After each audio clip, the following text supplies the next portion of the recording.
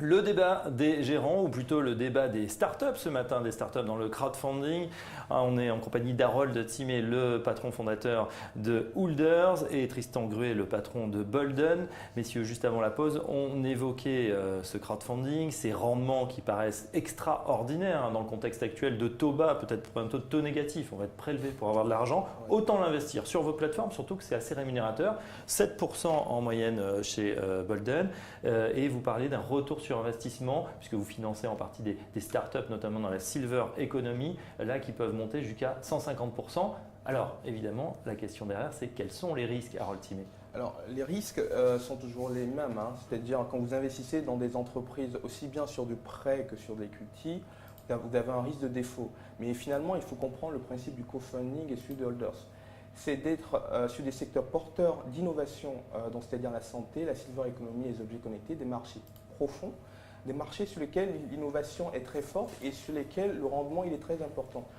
Le deuxième élément, c'est qu'on ne fait pas du crowdfunding, on fait du co-funding. Le co-funding, c'est quoi? C'est permettre à Madame Michu ou à Monsieur Michu de co-investir dans les innovations dont il a besoin. Donc quand vous investissez dans les innovations dont vous avez besoin, qui vont apporter à vous-même une solution et qu'en même temps vous voyez que ces opportunités-là sont dérisquées parce que co-investies avec des fonds, c'est plutôt intéressant. Et ça marche parce qu'il y a 1500 personnes par semaine qui aujourd'hui s'inscrivent et adhèrent à Holders.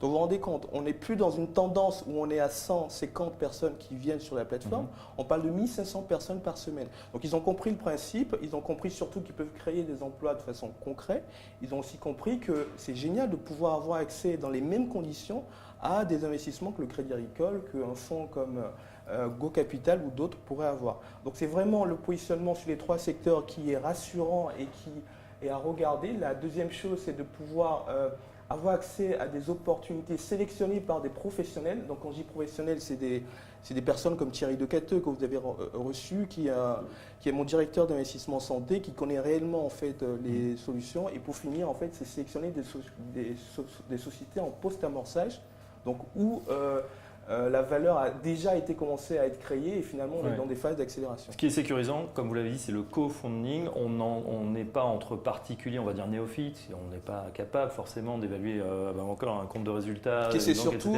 mais effectivement des grands institutionnels suivent également le placement. Oui, et ce qui est très important et qui est vertueux, c'est que si vous êtes une plateforme de crowdfunding et que vous croyez finalement à toutes les sociétés que vous présentez, créez un modèle vertueux, investissez dans toutes les sociétés que vous avez. Et nous, on est dans ce modèle-là. On est dans ce modèle-là où finalement, on n'est pas sur du court terme, on est sur du moyen terme. Moi et mon associé, on investit systématiquement notre épargne dans toutes les entreprises en financement. Et je peux vous assurer que les 1500 personnes qui viennent chaque semaine sont ravis de ça et comprennent très bien notre sélectivité et ce que nous apportons sur la plateforme. Sélectivité, on a l'impression que c'est le maître mot dans ces plateformes de crowdfunding. Vous recevez énormément de dossiers et il faut filtrer. Quels sont les moyens? Comment vous sélectionnez les dossiers chez Bolden, par exemple, Tristan Gruet? Alors, sur l'activité de crédit aux PME, notre positionnement, donc les PME établies, on a quand même pas mal d'informations financières à analyser. On a créé un algorithme de sélection qui permet de très rapidement filtrer les bonnes entreprises en quelques minutes.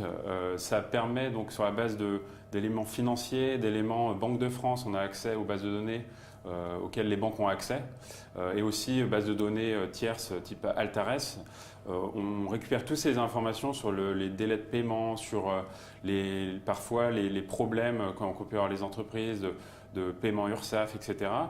et les données financières. Sur cette base, on arrive à très rapidement sélectionner. Et ensuite, pour les dossiers qui ont passé ce premier filtre, on met un analyste donc, sur le dossier, donc le contact humain qui permet de vraiment comprendre la PME, les circonstances, etc., qui systématiquement a un appel ou une rencontre avec l'entrepreneur. Donc ça permet d'être à la fois très sélectif, très rapidement grâce à la technologie, mais aussi d'avoir le contact humain qui permet de vraiment aller dans la finesse des dossiers. C'est le rapport, sur 100 dossiers reçus, il y en a combien qui vont passer le filtre et se retrouver sur le site? Alors la sélectivité, aujourd'hui, on a à peu près 1,6% de dossiers sélectionnés. Moins de 2 dossiers donc sur 100 donc c'est que vous tout à fait, oui.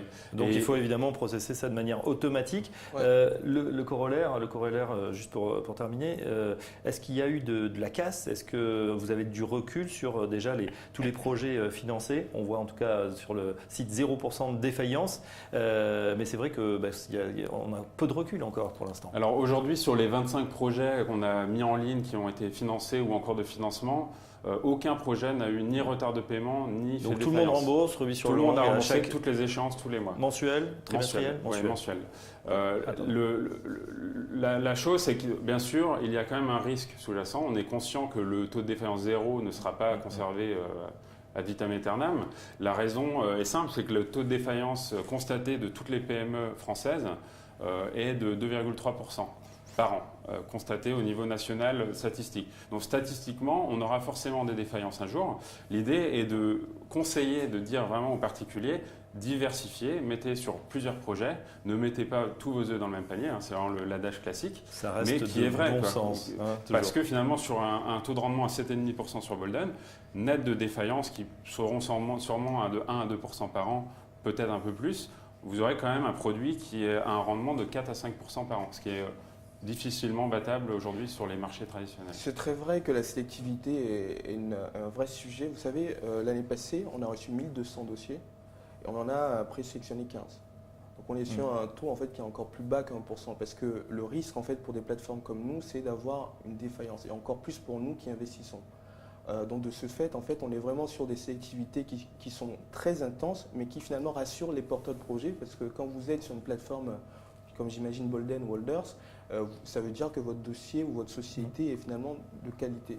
Et la preuve, en fait, c'est qu'il y a 2 jours, on était au Palais Brognard, on a été invité par les assureurs pour faire une opération de co-funding live encore. Parce que nous sommes leaders sur les objets connectés, la santé, la silver economy. Et ce qu'ils aiment, en fait, c'est qu'on a beaucoup de data, de la big data sur toutes ces sociétés-là, et qu'on peut leur identifier les innovations qui parlent aux Français, parce que c'est les Français qui les choisissent. Et donc, c'est-à-dire que vous avez le retour de la foule, c'est pas vous qui essayez d'imaginer ce qui plaît, vous demandez à votre masse finalement de financeurs potentiels, même s'ils n'ont pas encore fait aux inscrits, de sélectionner pour vous en fait l'innovation qui leur plaît.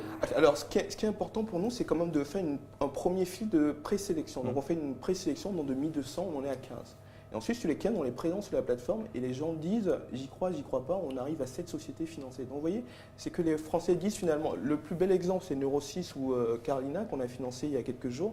La société cherchait 300 000 euros. On a eu en quelques semaines 600 000 euros de réservation. On a dû s'arrêter à 400 000 euros. Parce que ce qu'ils font, c'est quoi? C'est simplement que la plupart des diabétiques ont un problème. En fait, ils doivent se mettre des piqûres d'insuline tous les jours. Et là, c'est une révolution pour beaucoup de Français. Et donc tout de suite, en fait, les personnes qui sont sur le site et les Français en général comprennent l'intérêt. C'est beaucoup plus important que ce qu'on espère dans sa salle, tout seul, avec ses amis analystes, vont décider. Pour rebondir sur la sélectivité, aujourd'hui, la plupart des plateformes sont quand même assez sélectives parce qu'on est quand même dans un nouveau marché. Donc il y a quand même cette notion de limiter la casse pour que le marché grimpe ensemble, arrive à vraiment se pérenniser. À moyen terme, et c'est une notion très importante, c'est qu'on est quand même des fintech, tout le monde parle du mot fintech, il y a le mot quand même technologie. Donc nous, sur l'activité de crédit, l'important c'est d'affiner nos modèles, de les rendre les plus, disons, réactifs, les optimiser pour justement avoir des taux de sélectivité plus importants et justement venir remplacer les banques sur certains créneaux d'entreprise que les banques ne savent plus analyser ou n'ont tout simplement pas la structure de coût fixe pour analyser. Les nouveaux modèles. C'est vraiment intéressant ce que Tristan dit parce que in fine, qu'est-ce que Holders ou Bolden font? C'est simplement permettre à tout le monde de créer le monde dont ils ont besoin. C'est simplement ça. C'est-à-dire aujourd'hui, ou hier, c'était en fait des experts ou des banques qui décidaient les innovations, les sociétés qu'ils allaient financer. Là, avec le crowdfunding ou le co-funding, c'est simplement la foule qui décide des innovations dont ils ont besoin. Donc, je pense que les Google Glass marcheront. Je vais investir dedans. Vous en portez actuellement? Non, pas exactement. Donc, vous voyez, c'est pas. Je vous taquine. J'ai une question parce qu'on a vu dans l'animation tout à l'heure, durant l'animation Holders, on a vu aussi des mots qui font tilt pour les investisseurs. Défiscalisation, réduction d'impôts. On peut réduire ces impôts tout en finançant ces projets comme ça dans la silver economy, dans les objets connectés? Oui. Alors, ce n'est pas le premier argument des personnes qui sont sur notre plateforme, mais c'est vrai. C'est-à-dire quand vous investissez dans des opportunités comme c'est le cas de RoboCare, vous pouvez défiscaliser jusqu'à 45 000 euros sur votre ISF. C'est beaucoup. D'accord, ISF alors. Ou jusqu'à 9 000 euros sur votre impôt sur le revenu. Donc, ce qui est beaucoup aussi. Donc, c'est 18% sur l'impôt sur le revenu ou 50% sur l'ISF. Toutes les sociétés que vous présentez sont éligibles à ce Alors, dispositif? elles sont quasiment toutes et dans tous les cas, c'est affiché sur Holders en fait les types de défiscalisation que vous pouvez faire. Mais de façon générale, ce n'est pas le vrai argument des investisseurs de notre plateforme. Non, mais c'est la cerise sur le gâteau pour certains. Exactement, c'est ça. Chez Bolden, juste, vous avez mis en place une innovation. On disait tout à l'heure ne pas mettre ses œufs dans le même panier. Vous permettez avec un montant de justement dispatcher automatiquement, c'est bien ça Tristan, dans plusieurs projets. Oui, tout à fait. Donc chez Bolden, on a innové en fin d'année dernière et début d'année. On est la seule plateforme aujourd'hui en crowdlending qui permet le réinvestissement automatique des intérêts et du capital amorti. Donc concrètement, on appelle ça un pack financeur. Un particulier à partir de 1 000 euros prête en une fois et ensuite automatiquement l'argent est dispatché sur un nombre défini de projets. Et ensuite, les intérêts collectés et le capital amorti tous les mois est réinvesti sur les projets nouveaux qui arrivent sur la plateforme. Donc ça permet d'avoir un investissement constant dans le temps, qui est l'un des problèmes finalement de notre activité du crowdlending où les prêts sont amortissables. Donc il suffit qu'un particulier ne soit pas très engagé pendant un moment et finalement son argent dort sur la plateforme. Donc là, c'est automatiquement réinvesti. On peut mettre 5 000 euros et puis voilà, ça va vivre sa vie, ça va avoir ses intérêts mensuellement. Oui, tout à fait. Donc là, c'est encore une fois, ça va dans vraiment une des choses qu'on fait chez Bolden, c'est la technologie qui sert la simplicité. Donc c'est vraiment donner des outils d'investissement aux particuliers. Ils ne voient pas derrière qu'il y a tout un système informatique qui finalement s'occupe de ce dispatch pour eux.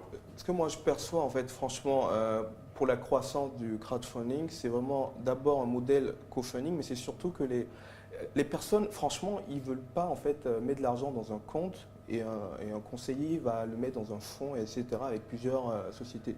Nous, notre sentiment, et c'est pour ça que nous pensons avoir 1 500 personnes par semaine, c'est que les Français veulent décider en fait de la destination de leur argent. Donc, c'est-à-dire de dire, voilà, je veux Robocaire, voilà, je veux Senior Cottage. Je veux financer l'économie réelle dans tel projet. Voilà, dans tel projet, parce que je sais ce qu'il fait, et je peux lui apporter, je comprends, et j'aurai des emplois qui vont être créés. Et après, comme on a une fintech, on va faciliter en fait l'acte. Donc, en 2 clics, vous investissez de façon sécurisée et rapide. Eh oui. Peut-être le blocage aujourd'hui, c'est qu'effectivement, on est obligé d'ouvrir un compte chez Bolden, on est obligé d'ouvrir un compte chez Holders, peut-être chez un troisième si on veut faire du crowdfunding immobilier. Voilà, peut-être la solution, ça sera cette fameuse blockchain, un seul identifiant et mettre son argent dans toutes vos structures à la fois. Ça serait peut-être l'idéal. C'est ce que Emmanuel Macron a peut-être débloqué un petit peu. Oui, enfin, moi j'y crois fortement parce que honnêtement, Fabrice, vous vous rendez compte, à partir du moment où on peut échanger de façon sécurisée nos données, donc on peut imaginer facilement un investisseur d'Holders qui ira sur Bolden pour faire un peu de cash sur la partie prêt et aller dans une banque pour ouvrir un PEA, mais facilement. Et c'est de ce dont on a besoin pour accélérer encore ces montants. Merci messieurs, on est au bout malheureusement. Débat passionnant toujours sur le crowdfunding, crowdlending. En tout cas, merci à nos 2 experts. Harold Thimé, le président de Holders, Tristan Gruet, le président de Bolden. On aura l'occasion de suivre les progressions. Et puis peut-être de rencontrer aussi des investisseurs réels qui ont suivi ces projets. Merci à vous 2, merci à vous de nous avoir suivis. Merci. Dans un instant, la suite, on va se reconnecter au marché. C'est Lucie Morlot qui revient pour Direct Investisseur. Bonne journée à tous.